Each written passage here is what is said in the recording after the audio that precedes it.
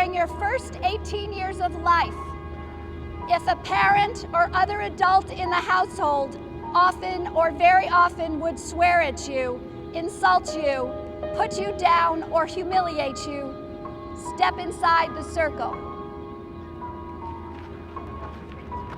If a parent or other adult in the household often or very often pushed, grabbed, slapped, or threw something at you, step inside the circle.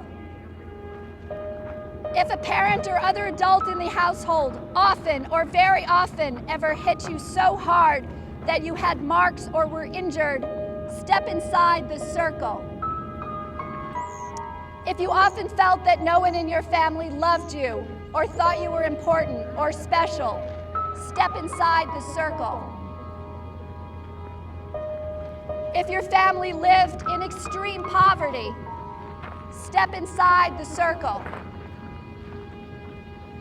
Step inside the circle. Step inside the circle. Step inside the circle.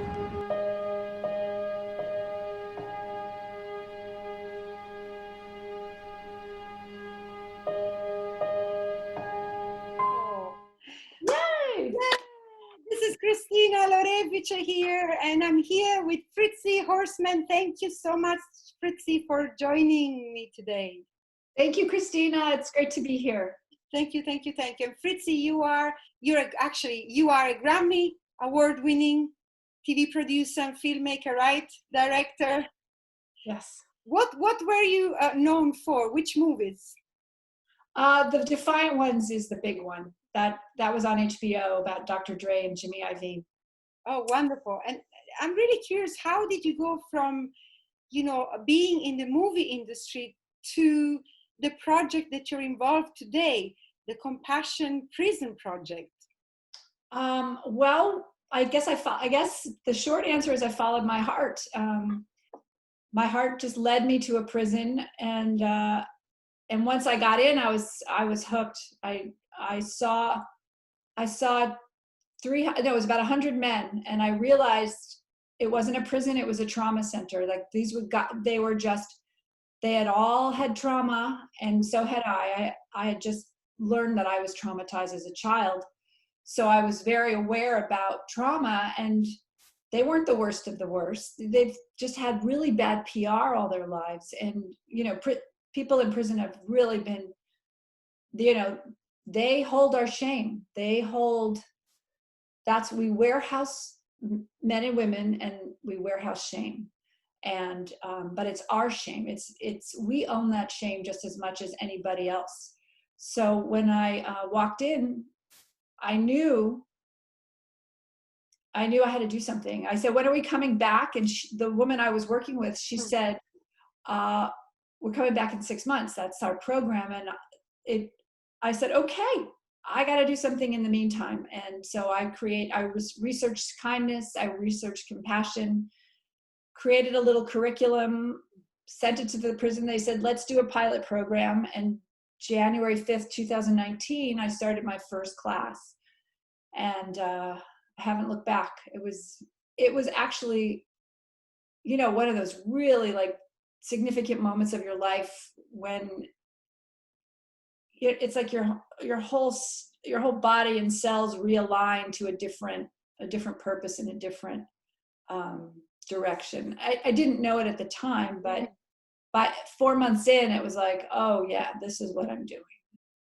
And then we did the Compassion Trauma Circle. I think it was the 4th class, and I had them afterwards. We're doing another PSA, and it's going to come out in a few weeks.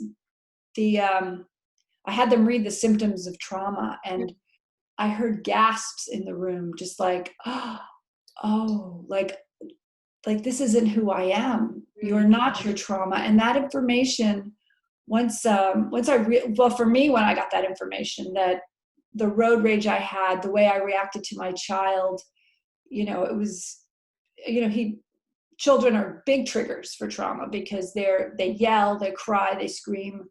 And like for me, chaos is really hard for me to metabolize.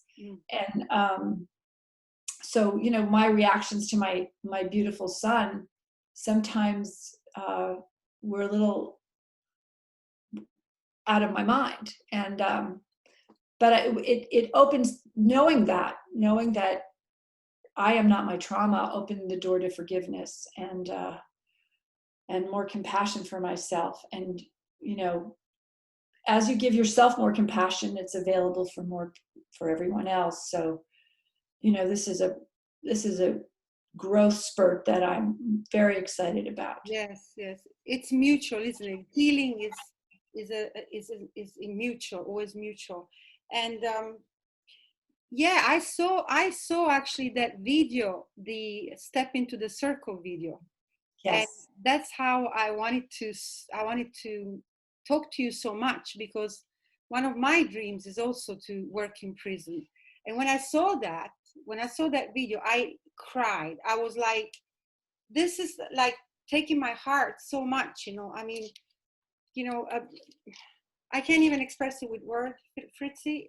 I really understood what you were doing there and how important that work is, because I feel that prisoners, inmates aren't given permission to feel.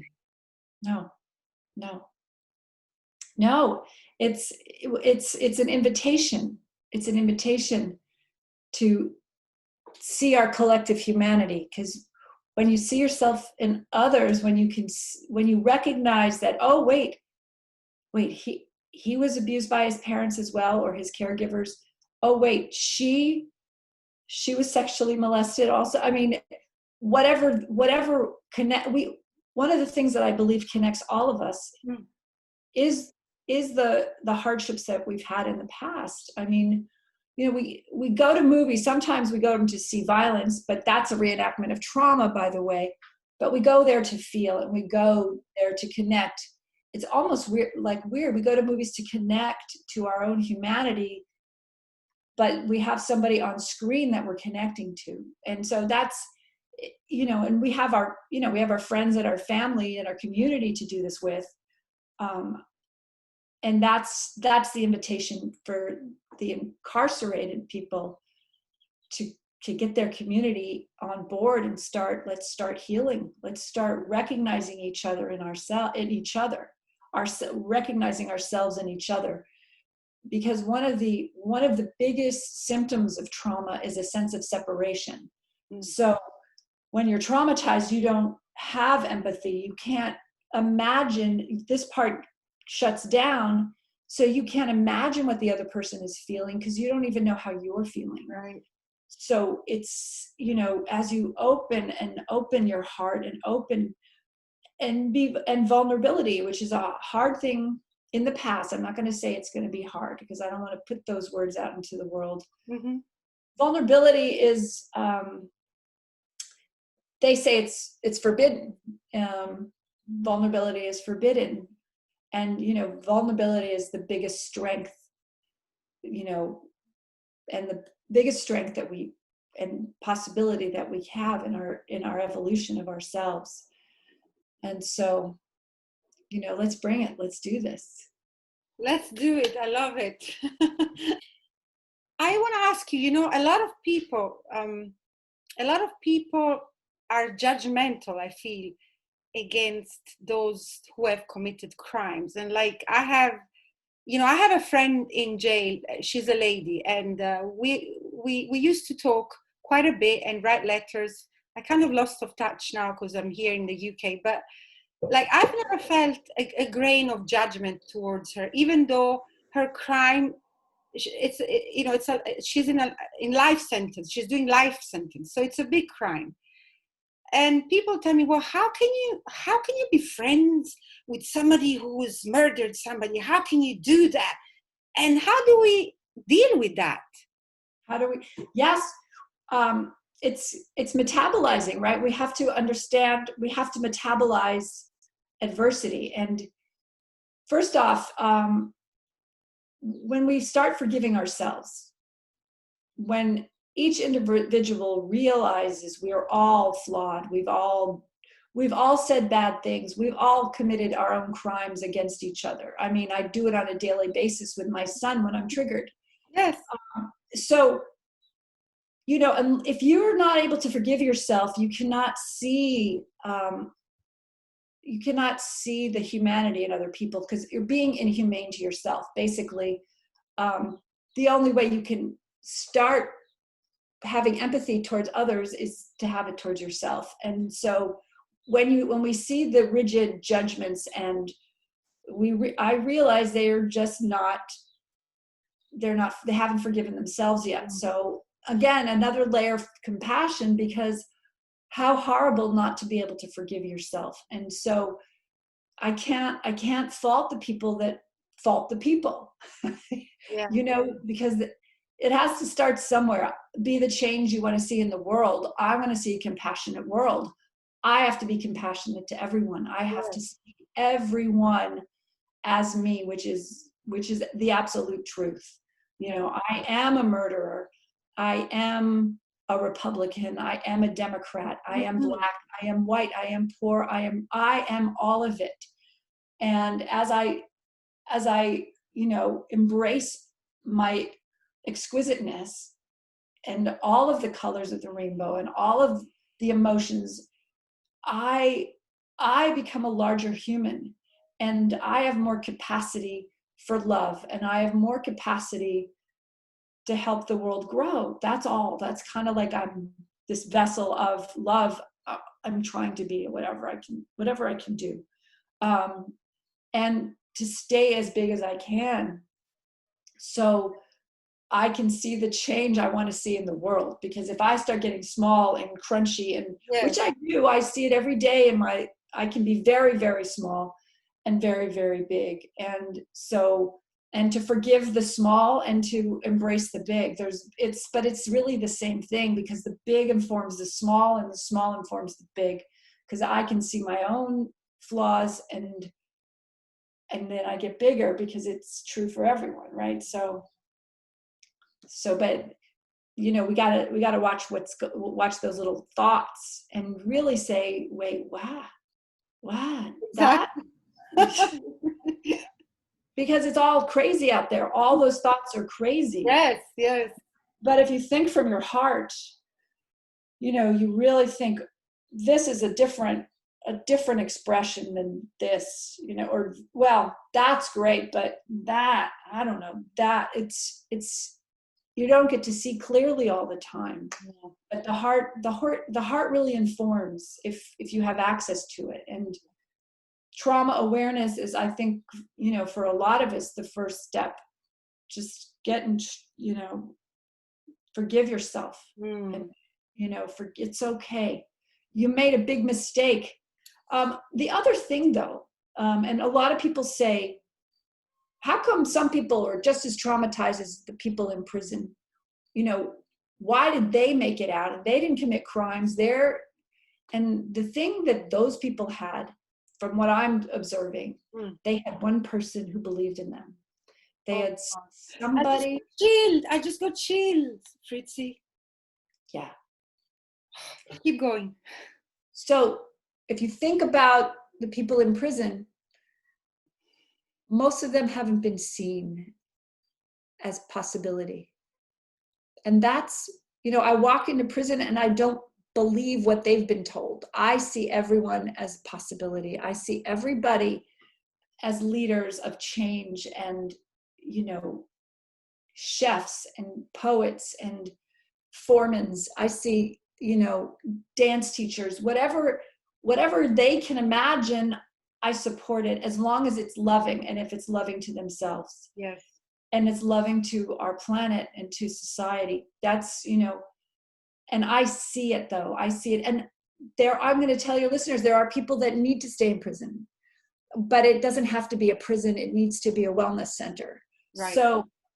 So we'll take care of those who need to be removed from society because they have too much pain. And I'm so sorry, I'm so sorry that, maybe with a lot of compassion, they can return to us.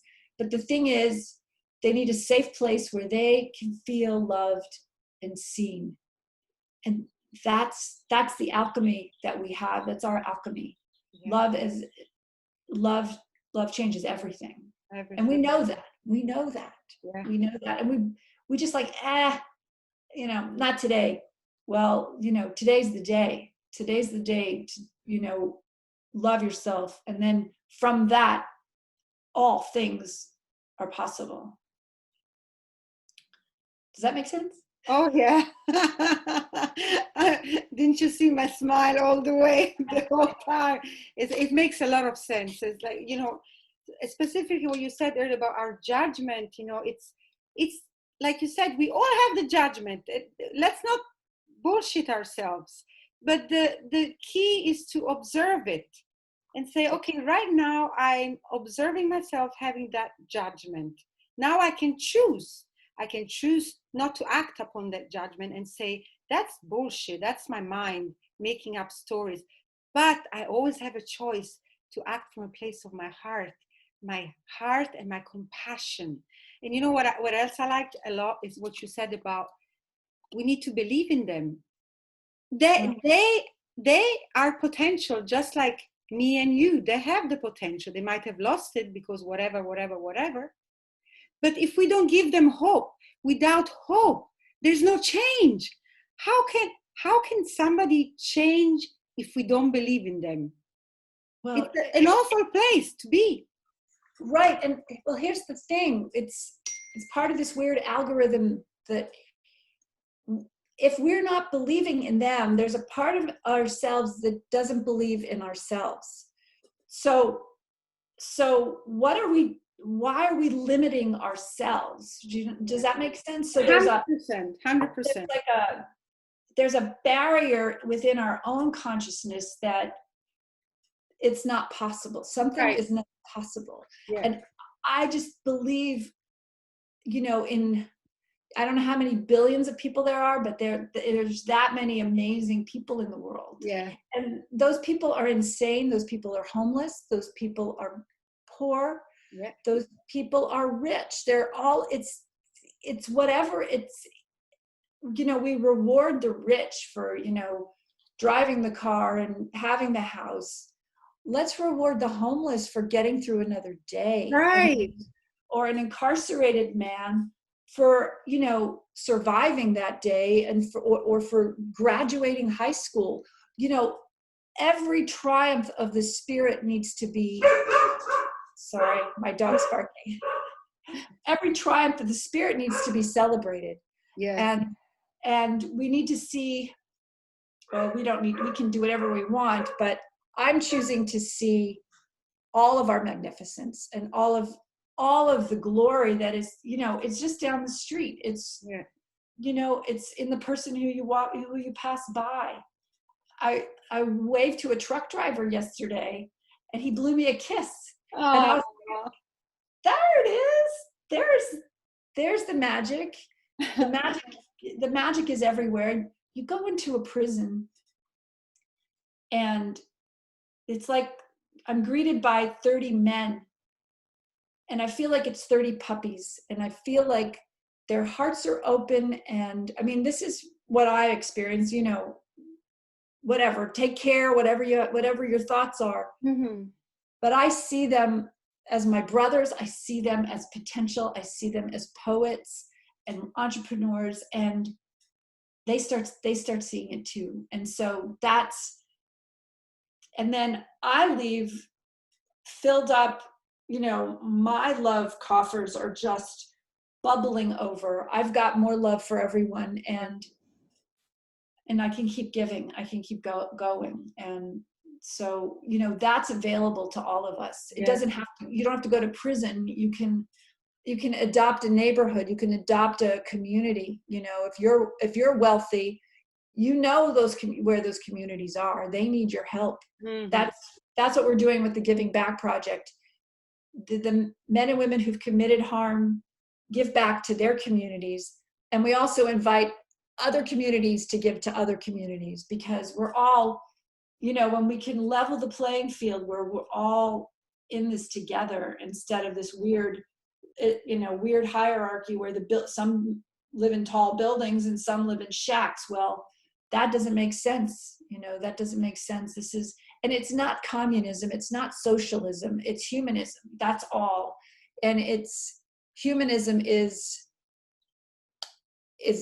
we're being asked to be humans finally. You know, we're not being asked to be consumers, or we're not being asked to be Republicans. We're, you know, all those things.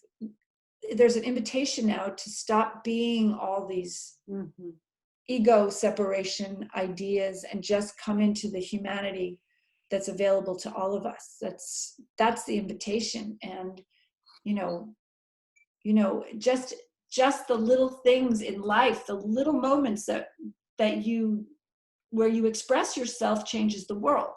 Yeah. You know, and the nice thoughts you give to yourself changes the world. Say, you know, forgive yourself. That changes the world. Just, it's all in our powers. But you know, I went to Costco yesterday and my cart got stopped because it was like an electric fence or whatever. And one guy just drove. He was like mad at me that I was in, like, oh, I shouldn't be doing this. And then another lady pulled up and she says, aren't you mad at him? He almost hit you. And I'm like, you know what? Let's forgive him. We don't need to be mad at him. That's too much violence to add to the world. Right. You know, why are we adding more violence? You know, he's not doing well, but you know, let's let it go and keep loving, you know, keep loving, because eventually that guy will see me and he'll wave, you know, eventually. But if he feels separate from me, he's not going to see me as a human. No. I'm an obstacle. I'm this crazy shopper who didn't get her act together, who parked. I did all those things, and I'm a human. You know, I just went to Costco. I don't know if you have Costco in the UK, but Yeah, we do. so you know, Yeah. it brings out the beast in all of us sometimes. In the past, anyway. It's maybe not anymore. We've all got enough toilet paper now. Oh, well, thank you so much, Fritzi, for joining me today. I know that I'm aware of the time, and I want to ask you one more thing. What is, I mean, you said so many beautiful things. I really connect with the thought of believing in potentiality. We all have the potential to be great, and we all are great. So there's, you know, right. let's revive that one. And we all have the potential to bring it forth. That's the different, you know, it's the words are really important. Yeah. Because, you know, what am I saying? We all are possible, but it's like we're withholding it. I'm not to shame you or anything. No. But we are great. We are amazing. Yes. Some of us just don't know it, and that's it. But you know, I see you're just this kind of wonderful, beautiful, kind of expressive woman. I don't really know you, but I see in a little quirky, and yes, a bit wacky. yeah, a little and delightful, and all those things. You know, wow, what a great. But I see myself in you. You know, but so. You don't threaten my self-worth by being magnificent. I get to see me in you, and you see me in yourself. Yeah. And that's true with everyone. And so when you see someone of a different color, and they, you know, you can't see the same eye shape or something, so you say they're different than I am. Well, no, we all want the same things. We all want beauty and love and a family and connection. And, you know, that chocolate, we all want that chocolate. Yes. Right? We all want, absolutely. We want clean water and a safe place for our kids, and to live in a community that sees us for who we are. That's who we are. We're not, you know, and so I recognize my own programming of racism and otherness. I see it, and I get to look at it every time I see someone that doesn't look like me, whether they're old or short or whatever it is, whatever judgment that arises, I get to say, oh, there it is. Okay. Well, no, they are me. So hi, you know, hi. Yes. And there's our connection. There's our humanity. And that, you know, that kiss that he sent me changed me for the whole day. Yeah. And that's what we can do, you know, but it starts with our own self-talk, and the violence to ourselves shows up in the world. And we have evidence with global warming, with racism, with our prison system. So now it's time that we take a minute and we must be kind to ourselves. Yes. And then that'll show up in wellness centers instead of prisons, and a healing earth. You know, all of this is possible, and it starts in our self-care and our self-love. So, you know, I mean, it's like, give yourself a hug. That might sound so corny, but it's so true, because it changes the world. Let's give each other a hug, Fritzi. Yes. And I guess, you know, I just thought of a person I need to reach out to and, you know, connect with, because I think there was an injury somewhere in there. We didn't see each other. So if there's someone you need to heal with, you know, who cares who's right? You know, it doesn't matter. That's the change I want to see in the world, is a community. I don't want to see me being right. So I got some work to do. I just, you know, there's more work. That's a gift. I'm like, how can I show up for myself even more, which is showing up for the world. Yes. And it gives back. It keeps giving back. So beautiful. So beautiful. Thank you, Fritzi. Thank you so much. If you like this, please like and subscribe, and see you again soon. Bye.